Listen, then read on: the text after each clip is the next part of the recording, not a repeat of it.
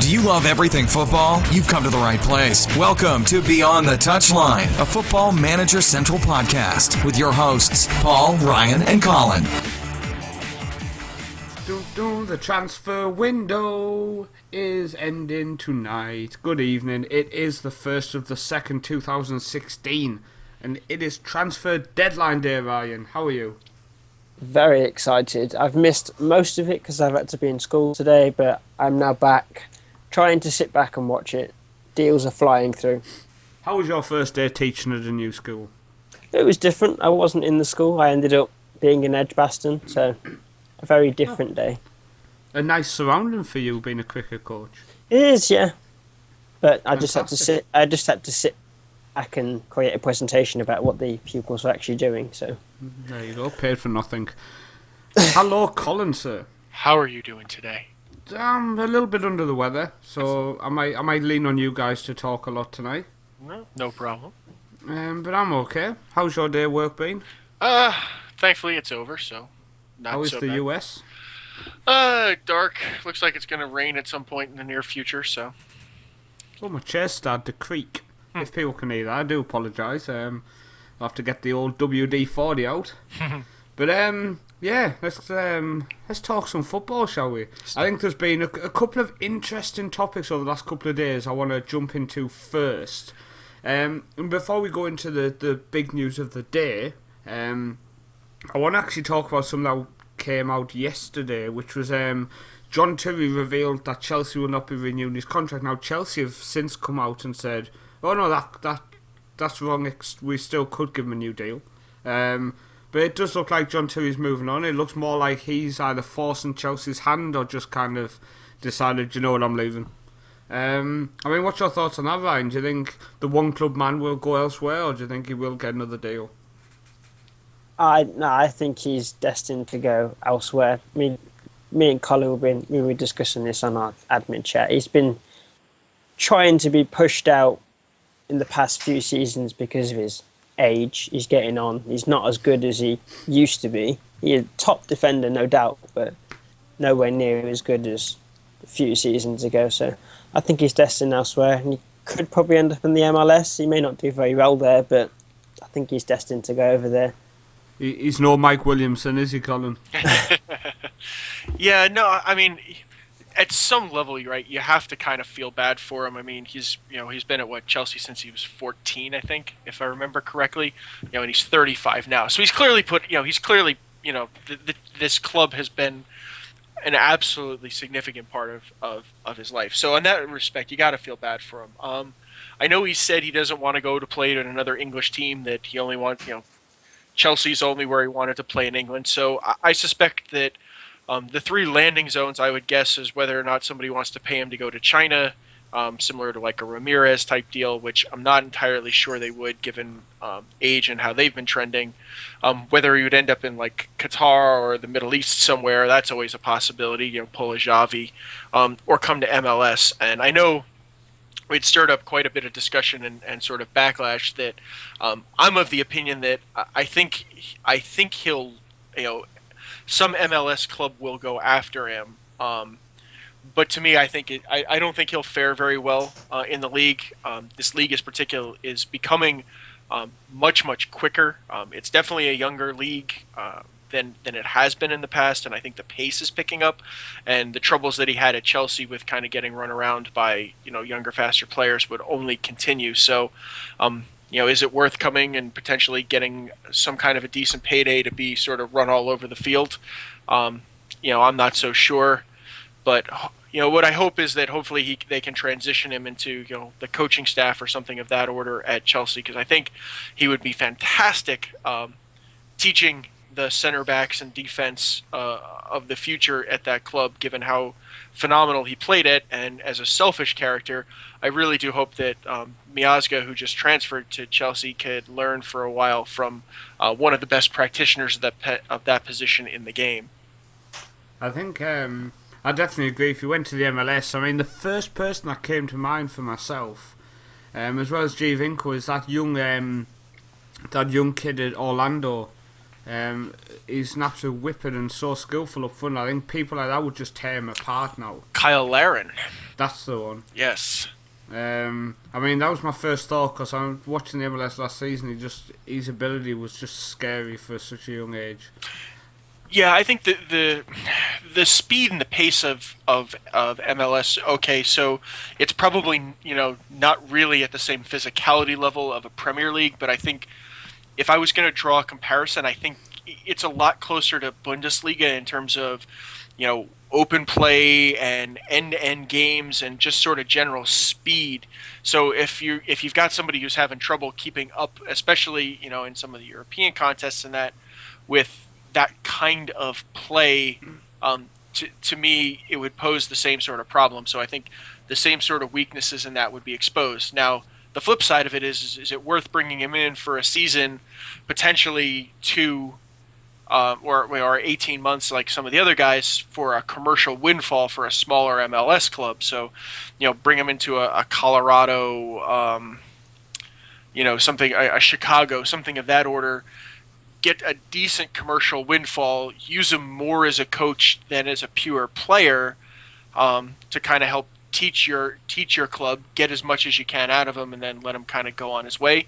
Yeah, maybe that's more viable, but for his sake, it could potentially be a little, gut-wrenching and embarrassing to kind of come in and get whipped all over the place in a different league. Definitely going to be interesting to watch.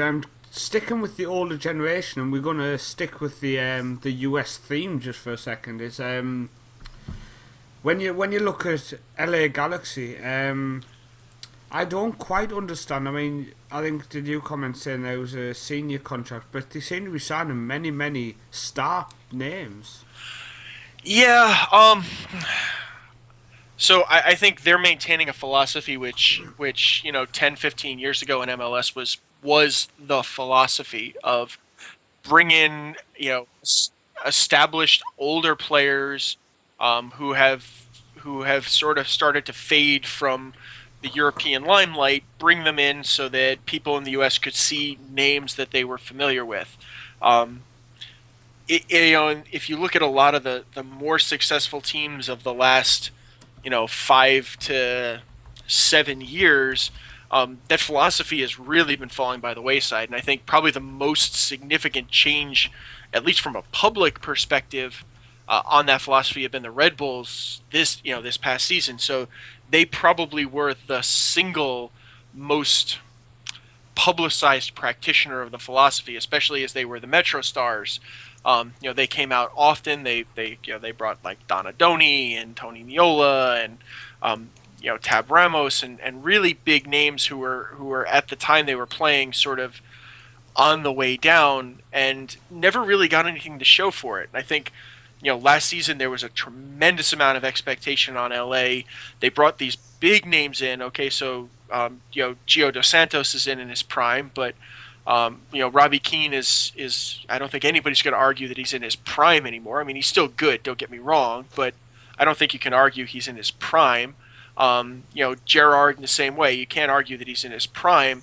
And they ended up getting, it wasn't the dominant performance that I think people thought was going to be there. They ended up really, getting the runaround from, much younger, Portland Timbers team. And Portland towards the end of the season really took it to them. A Dallas, an FC Dallas squad that's much younger and much more adapted to the league and the environment. So while it's neat seeing, some bigger names, like Nigel de Jong, I think was confirmed signing today at AC Milan. I mean, he hasn't played, or what did he play? 3 games since he's been there, or 4 games, I think is what it is.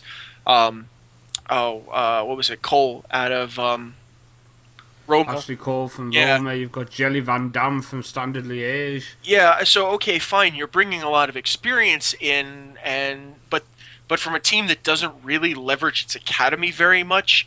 I'm not really sure what's the point of bringing that experience in. And so now you've got sort of this, mid-30s and over club that showed up, and I think you're going to see it backfire. I understand Bruce Arena is in terms of U.S. Coaching, is probably one of the top 2 or 3 that coaches that the U.S. has ever produced. But I really don't think is a recipe to be successful. And I suspect by mid-season you're going to see a lot of people unhappy with the state that they're in. They've always been a traditional slow starter. To be fair, it's a little rough, spending your time in LA and then having to come out to the East Coast in March and play, in the snow. It's not particularly pleasant. It's a different experience than a lot of Europe, especially England and those areas coming here. It's cold, it's nasty, it's a different environment. Plus you're going to travel, so you've got a 3-hour time difference. You're spending 6-7 hours on a plane, a couple hours getting in and out of airports and things like that. So, by the time you show up here, it's not the same thing as, hopping on a train or a motor coach and moving 2 or 3 hours or 4 hours up and down England for some of those teams. At least you're in the same time zones and things like that. This is a very, very different place to play, and I really genuinely think they're going to get battered around pretty handily for it. Well, I think they either are going to get battered around, or the experienced players are actually going to perform really well, and they'll actually look a really solid team. I think it's definitely going to be one or the other. It's not going to be them being decent. They're either going to literally look old and get hammered, or they're going to actually look really solid and win games. I don't think they're going to lose games 1-0. I think it's going to be either a 3 or 4-0 defeat or a 1 or 2-0 victory. And I think it is because of the age. They're either going to step up that game or they're going to just collapse. I would agree, and I mean, history says that it's not a successful strategy. I mean, history in MLS has said that the way the league is moving right now is not a successful strategy. And if you look at it, right, the popular signings coming into the league are young, in form, prime, Caribbean, Central American, internationals. So, guys that are playing at a pretty decent level in this particular region, in the CONCACAF region. You're starting to pick up some guys from some of the smaller South American sides.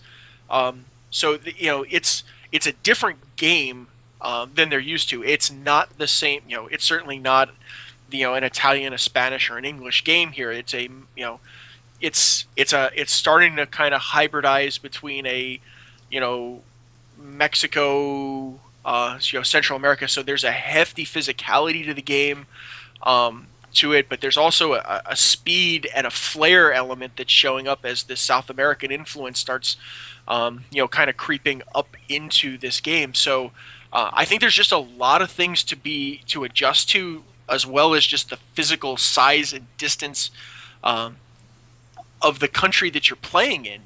That comes into play. So I think that they're destined to be tough. I'm sure Arena will have them as best of form as they can be in, but I just genuinely think it's a bad strategy for the way the league is right now. I think we're going to end the MLS talk. I'm just going to go through a couple of transfers which have stood out. Ryan's going to love this first one. New York City have signed Frederick Brilland. I wonder if he will be brilliant. Oh, nailed it. Also, one that stood out to me, Con, was Sporting Kansas City picking up Justin Mapp. There's been a very interesting conversation as Sporting Kansas City this year seems to be taking almost more of a tactic around what LA has done in the past, as opposed to what they've done in the past in terms of really leveraging the youth system, because they've been one of the biggest youth developers in MLS. So to me it's very, very interesting as to what they're doing there. I think I'm going to shock Colin with some inside knowledge now. Some players to watch out for this season, Colin. Well, Ryan didn't like that, he left. The first one would be Tyler Adams from New York Red Bull's second string team moving up to the first team. Yes, I'm actually pretty impressed. So the Red Bulls they've moved 4 guys up, I believe, if I remember correctly, from the USL. So from New York Red Bulls 2, which is the USL team, 2 first team contracts. I'm very impressed with what they did last year with the USL program. A lot of the Major League Soccer clubs have instituted. I don't want to call them B teams, but they are the sort of like in the classic sense of a Castilla or like a Porto B type Yeah. squad. It's been a very very successful, I think, idea that's taking hold in a lot of MLS. I think USL is benefiting greatly. I feel a little bad for the NASL in that they haven't been able to really do quite as much with it, but um, I think it's really going to help develop these squads by now having, it's not just a U21 academy teams kind of playing against each other, but it's a real more full-on professional league playing each other there, which I think is going to have nothing but real significant benefit. I think it's definitely something that, as you say, it's working well. It is working well on the second teams, and there's some good quality in there. You saw that when some of the second string turned out against Chelsea. Oh, absolutely. I think that was a resounding statement for what the academies are starting to produce. I think part of it is the quality in the academies. I think Miazga is a really good example of it too. You're talking about a homegrown player from an MLS academy who came through and transferred to a significant European side for $5 million. At least that's what the reported fee is.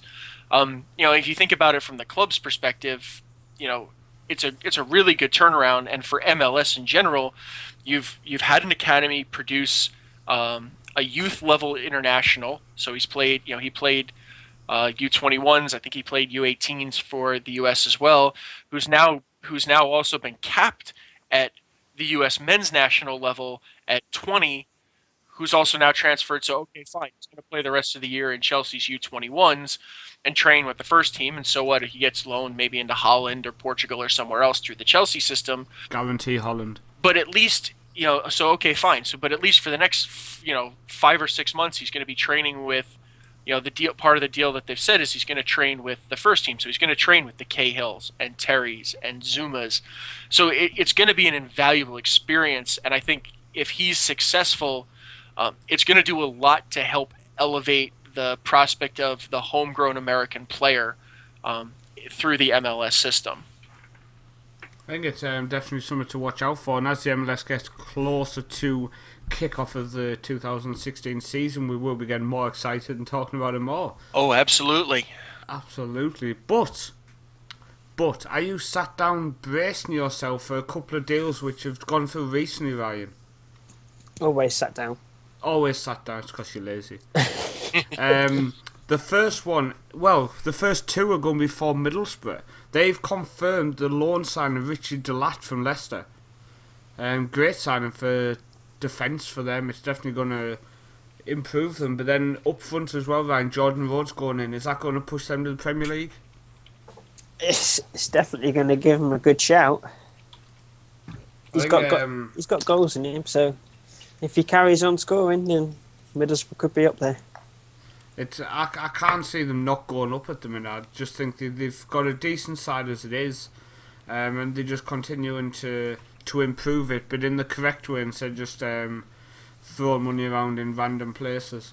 But I think the biggest news of the day, Colin, was at Manchester City's press conference. Now, the press conference went like any other, very boring, just kind of explain how he doesn't think there's going to be any deals. Not much is happening. Then he basically, this is Pellegrini, he basically came out and said, oh, before I leave, I forgot to tell you I'm leaving at the end of the season. And that is quite a shock. At how we did it. I don't think it's too much of a shock who's coming in, etc. But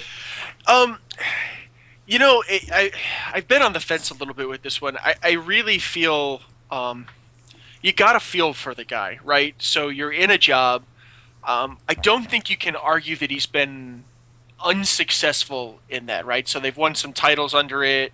The team's always been good. Okay, they haven't had the breakthrough in Europe, but I'm not necessarily convinced that's totally on him. I think that there's other factors involved with why they haven't succeeded in Europe, and that's always a conversation for another day. Um, I think it's the formation, Colin. I think for years now, it's only this season he's actually seen the light. I think, in my opinion. Agreed. I don't think he's the most progressive tactician in world football today. But I think there's other issues. I think they've had defensive frailties and holes, and okay, so in the modern era, how much of it do you know is, you know, the manager versus internal club transfer policy, all that kind of stuff. So that being said, it's a little hard for me to tell. But you got to kind of feel for the guy that you really haven't fundamentally done anything wrong, and the whole buzz is like, oh yeah, we're gonna throw you out, and we can't wait to drool over the greatest thing we think since sliced bread. So I do feel for him. I think he's going to land well. I wouldn't be surprised if you'd see him still at the Premier League, in the Premier League next season. Where he lands, I think that's a fascinating question to me.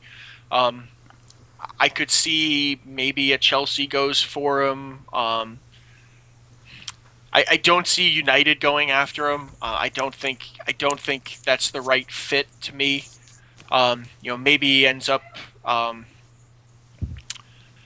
sure there's going to be a carousel of other clubs, kind of hunting and looking around for it. Maybe Newcastle gets excited with all the money that they're spending, and tries to upgrade beyond McLaren this year. I don't know. But we wish. He might not be the best tactician, but there's no way he would drop to us. Hey, you never know. I mean, genuinely, you never really know, and I think there's a lot of factors to it. I think. Sorry, go on, Colin. I do think he's going to stay in the Premier League. Pep coming to Manchester City. I'm on the fence. Okay, fine. So the guy is notorious as being a brilliant tactician.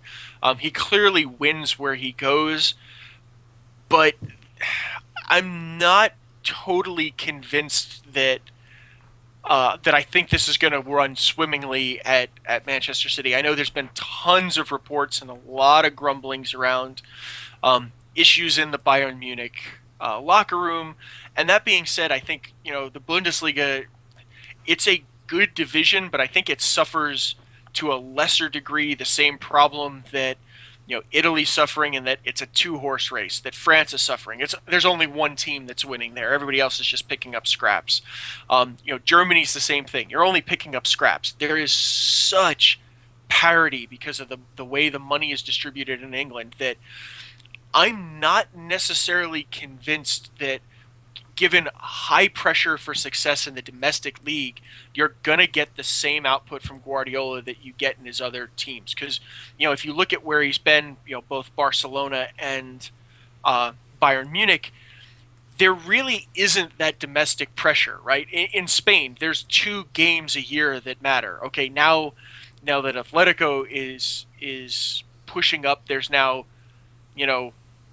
4 games a year or 6 games a year that make a difference, really. But for the most part, there's in the entire domestic schedule, most of your schedule doesn't really matter. Bayern, okay, fine, you can argue that really the 2 Dortmund games are the only thing that matter, and in reality they don't really make all that much of a difference because there's usually such a big point gap that even if Dortmund beat them twice, there's still double-digit point difference to be there. So knowing that you're going to have to compete week in and week out in the Premier League because 3 points make such a big difference between first and fifth in a lot of these cases. I'm not necessarily sure you're going to see the same sort of output. It'll be interesting. I'm fully admitting I can't wait to watch it, and I can't wait to see what happens. But I'm not necessarily sure it's going to be the resounding run away with the league, everything's great, we win everything, the universe is awesome as it stands, that you've kind of gotten with Pep in the past.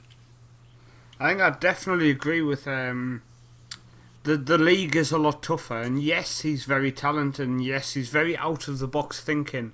Some of the positional plays, some of the tactics. the question is, will he get away with that in the Premier League when he goes to Stoke on that cold, wet Wednesday, Tuesday, Monday night, and he decides to play Raheem Sterling in the defensive midfield position, or he decides to play Zabaleta in central midfield, or Company as a target man. These kind of random things that he sometimes does. It would work, as you say, with Barcelona. It would work with Bayern Munich because the dominance is just there. But the issue in the Premier League is the big clubs can slip up. Look at Chelsea in a relegation battle this year. Look at Man United struggling recently, losing to Southampton at home, etc. Look at Liverpool, they're not what they used to be. City are notorious for going to tough away days and losing and slipping up. Arsenal, just when you think they're on fire, they'll slip up. It happens in England. It's going to be interesting to see. And I think he's going to have to be a lot more basic tactically. Yeah, I think, like you said, I think it's very different. I'm not necessarily sure there's anything quite like it that he's run into at the frequency. Okay, fine. So, when he was at Barcelona, going to the Bernabeu once a year, potentially twice in a cup match is one thing. But, week in and week out, if you have to go, like you said, you're playing at Stoke on a Monday night, in the middle of January when it's god-awful.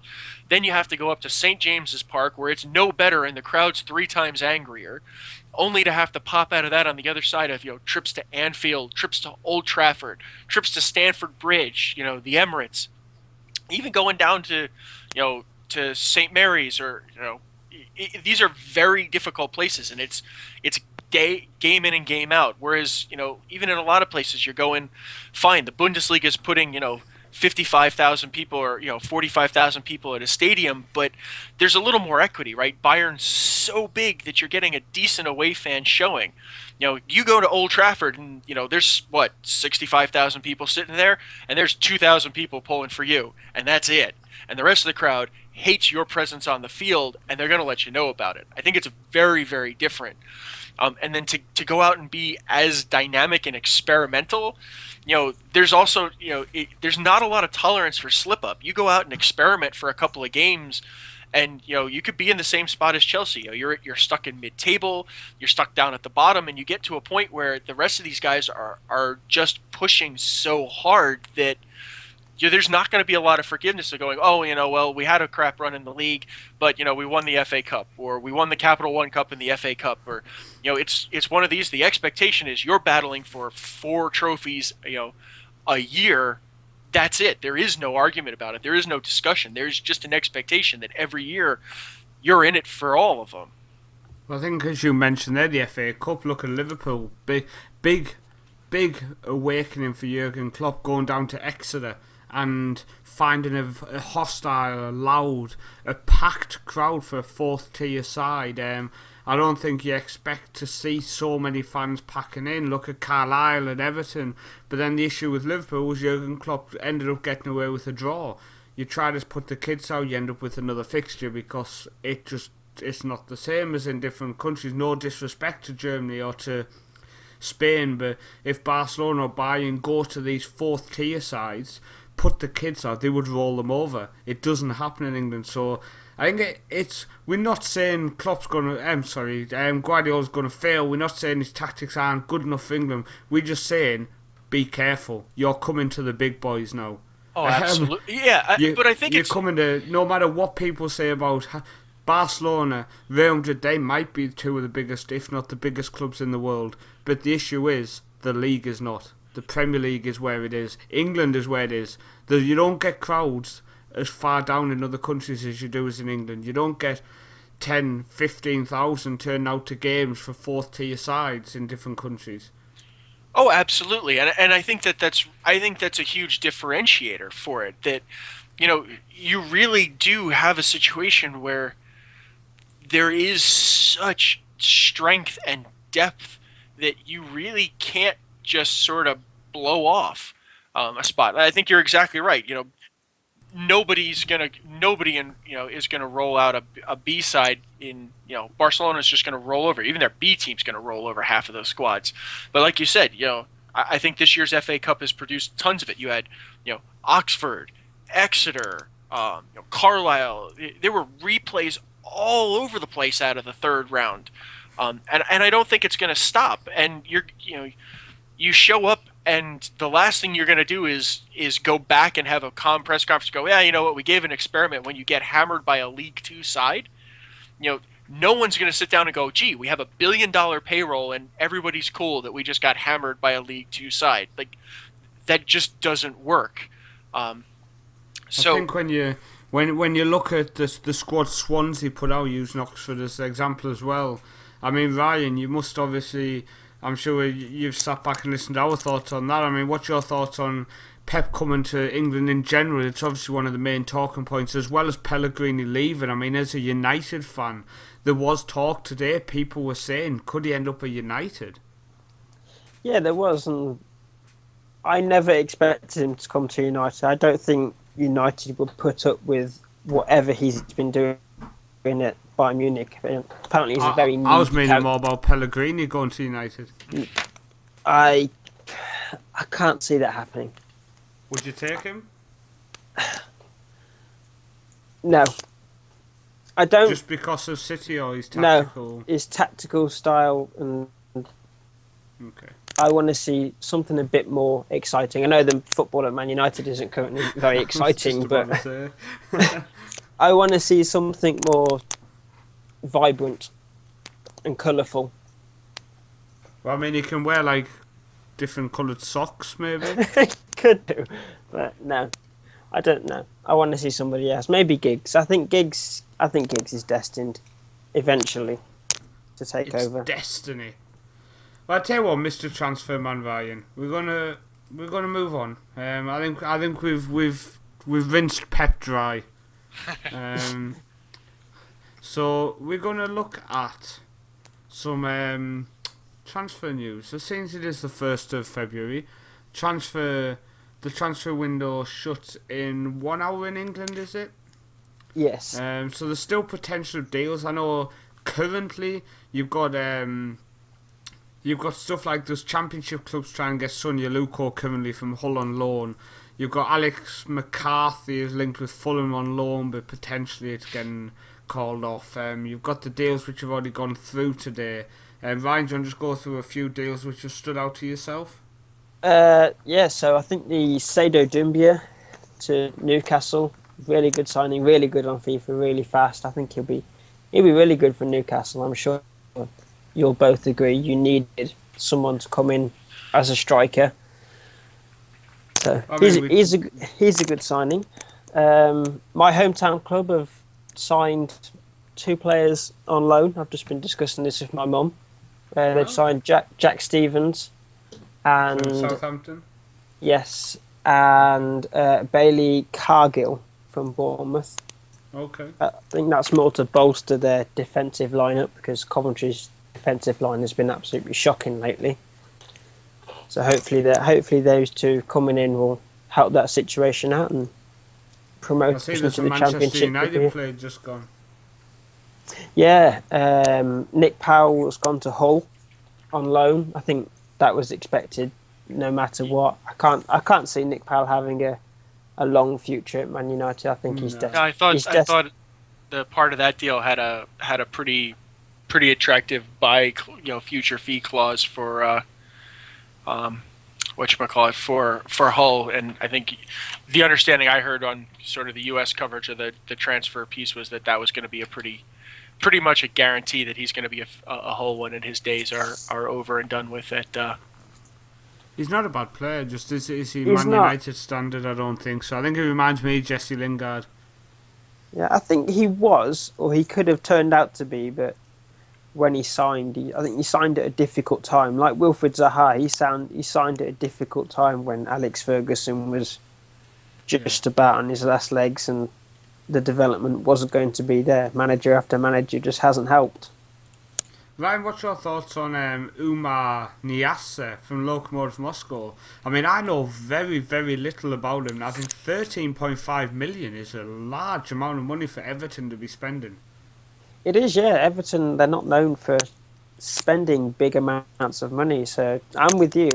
I don't know a lot about him, but it's interesting to see this big amount of money. Can he live up to that big expectation that money always brings. I think it's going to be interesting. Definitely going to be interesting. Any other deals which have stood out to you today? Just quickly, that the one from Dundee to Hearts, Ryan. That's definitely one.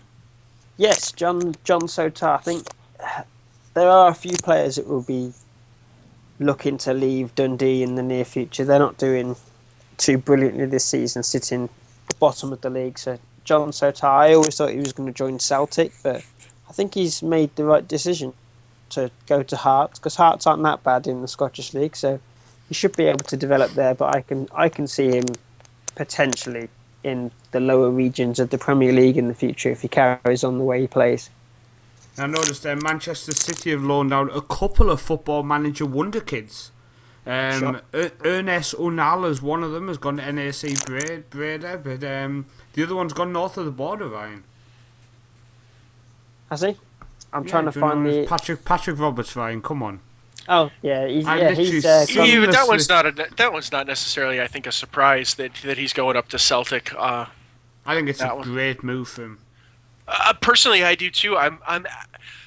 So I don't know if I'll go out on a limb or not. I'm actually a lot more surprised that more Scottish clubs don't try and get in on something similar as a lower cost way to improve their overall product and potentially get more competitive with Celtic than seem to in this one. I think, okay, fine, he's going to Celtic, and that's not good for anybody else. I think it's a fantastic move for him to get first team football, to get to get an opportunity at least European football. Right, Celtic are going to get the Champions League qualification at least, and then Europa League for the most part, if nothing else. Okay, so their campaigns haven't gone particularly well recently, but at least you're getting him. He's what, 17, 18, something like that. So you're going to get him out there, get that level of competition. I think it's a great thing. Now, I don't understand why more of the Dundee Uniteds and Aberdeens and Hearts and those type of guys don't try and pluck more of the sort of wonder kids a little bit out of England up north of the border to try and do something similar. I think there's a lot of potential in a strategy there. Completely agree. I mean, as you say, the likes of City, even the likes of Newcastle, we had that link with St Mirren, which seems to have gone dry now. I mean, there's so many youngsters in these clubs. I mean, and definitely the likes of Aberdeen. I mean, it's not a slouch of a club, so it's got some pulling power to say to the likes of Man City. This Ernest Unal, who has gone to NAC Breda, this Scottish club could have come in and look, he's going to still learn the English culture, like the UK culture. Living in Scotland is not vastly different to living in England, apart from lack of understanding if you're talking to James, for example. But there's a little joke before we get abused. So I don't, as you say, Con, I don't see why they're not trying it more. A club who's been busy in terms of, I would assume, cutting the wage budget to an extent is Tottenham. Fazio going back to Sevilla, where they signed him from on loan, and Alex Pritchard, which is an interesting one, Ryan, because he did really well at Swindon. He's now got a Premier League move to West Brom. Yeah, Pritchard's one who's, I think, his development stalled. He's got to an age where he needed to move on, so it's a good move for him. I can't wait to see him play. Whether he fits into the style that West Brom are currently playing is yet to be seen, because it's not the most fascinating styles to see. No, that's one way of putting it. Once again, Ryan tries to avoid saying it's shit. It's pretty much what he's trying to say. It's dreadful, isn't it? I mean, watching West Brom play is like watching me play Football Manager. Unless you're Colin, who absolutely loves watching me play. The next deal, Colin, we've got another Football Manager wonder kid who's been on the move. Okay. Kenneth Zahora, a Danish wonder kid of previous years, has gone from KV Kortrijk in Belgium, I believe it is, to Cardiff City on loan. Yeah, interesting move. I wonder, to me, kind of watching a little bit, is I wonder if Cardiff is getting themselves sort of re-prepared to try and reinsert themselves into the Premier League conversation in the next few years on that. So interesting move. I always like watching where some of these high potential characters go, just to see how that all seems to work and how they kind of develop and fit in. The championship is a good place to come and develop. It's a high caliber joint. It's not your run of the mill sort of second division. I think it's a lot more fiercely contested and a lot more competitive day in and day out, experientially, than a lot of other leagues around Europe. So I'm excited. It'll be interesting to see how he turns out. A deal which could be going through very late this season is Marco Vanjenko, who's on loan at Stoke from Chelsea. There's a possibility that could be getting cancelled so he can go to PSV Eindhoven on loan for the rest of the season. That is interesting. I wonder how much PSV are dropping Stoke through the back door. I can't imagine something isn't transpiring to make it worth Stoke's while. Well, you can guarantee it, yeah, because he is in and around the first team. A player, Ryan, who seems to have been mentioned for the last couple of windows now. I'm kind of hoping he moves. I don't really care where he goes now, so I'm just kind of sick of seeing his name pop up. Do I want him in Newcastle for his goal scoring? Yes. For his attitude? No. Is Berahino, West Brom still claiming he's not for sale. But they're not really using him, so 21 million was offered cash by Newcastle. Mike Ashley's obviously travelled down there with one massive pocket full of money if he's offering £21 million cash. As Sky Sports reported, it was cash, so he's obviously got a giant briefcase. Didn't Stoke was also in on a similar offer as well for him? Do you know that? I can't see Stoke spending the 21 million on him. I mean, the Stoke are very, very financially secure, so they could do it, but I just can't see it happening. But I mean, where do we see him leave? Going at some point in the next year, he's going to move because he's only got 18 months left on his contract. So where's he going to go? So, I'm really, really wondering if the situation, and I think your point on his attitude is entirely spot on. So there's a part of me that wonders if what West Brom is doing is effectively, I don't want to say ruining him or blackballing him per se, but by basically stranding him on the bench or in no man's land, and refusing to sell him. Okay, fine, they're going to take a financial hit by not being able to leverage. And 21 million. I'm not sure I would have the principles to do it. But there's a part of me that kind of wonders if there isn't a piece of that at play where they're so agitated by the way he's handled himself, and the club and all of this going on, that they're just going to say, look, we're more than happy to let you rot for the next 18 months, and then, wherever happens. And with that much time really out of the game and the speed in the league, are you going to see a lot of Premier League teams come in and start jumping around for him? I'm not necessarily sure you will. No, I doubt it as well. A deal that has just gone through as we are recording this is Leroy Fer has completed a loan deal to Swansea. To end the show tonight, guys, it's flew over. I posted on Football Central and FM Central on Facebook, our group, two of our groups we have on there, asking what people's favourite deals of today were that impressed or did not impress. So going through some people who commented, you've got Daniel said Fletcher to Marseille, and very many ha-has afterwards, so I assume he thinks it was funny. Mark, MA7RK on Twitter, I think that's the account. He said we transfer Stephen Fletcher to Marseille as well. David Little, a Celtic fan, he said shambles of a transfer, Colin Kazim Richards to Celtic. I agree. And Mark came back on after that and he said Patrick Roberts to Celtic on an 18-month deal, could be good for all parties. Then we've got Martin Leverson, who said Stephen Beepen Fletcher to Beepen Marseille. I think that deal shocked a lot of people. Daniel jumped on this group and he said Guardiola to Man City. John Dwerryhouse, I hope I pronounced that right. Leroy Furd of Swansea. He made some great games in the Premier League once upon a time. He's not that old. Once upon a time. I think he's only mid-20s. Dan Davies said, not impressed with the Decore to Watford, then going out on loan to Granada. Rhodes to Borough is a great sign. I think the Decore one is more down to squad registration. You can only register so many players. I know Watford are already at the limit. And I think they were saying today that there was some sort of discussion of, can they get rid of somebody to free up a slot, or is he going to come in and go straight out on loan? And bear in mind there's the link between Watford and Granada, so that's probably why that's happened.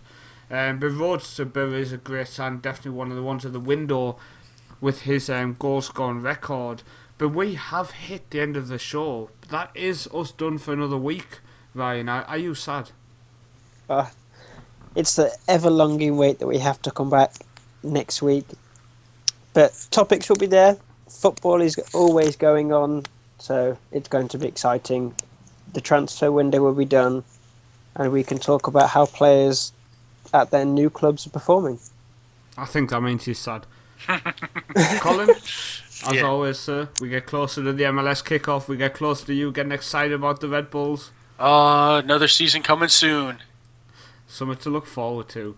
But now I'm just going to slowly speak until the outro starts, which should be in a second or two. Maybe. Thanks for listening to this episode of Beyond the Touchline, a Football Manager Central podcast with your hosts, Paul, Ryan, and Colin. We'll catch you next time.